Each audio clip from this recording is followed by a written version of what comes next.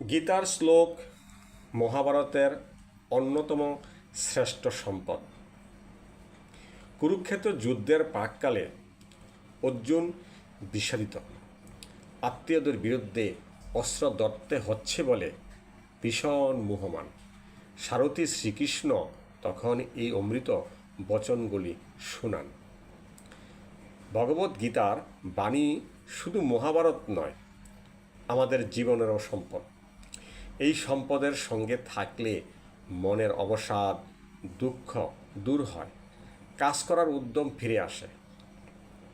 পরিবর্তন সংসারের নিয়ম, সংসারে সব কিছু পরিবর্তনশীল।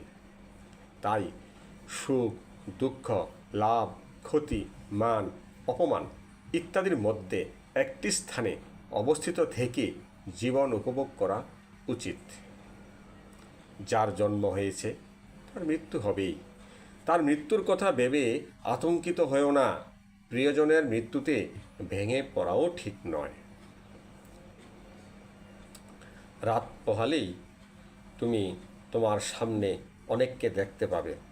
তাদেরকে গীতা পড়তে বলবে, গীতা সম্বন্ধে জ্ঞান দিবে, তুমি যতটুকুই জানো।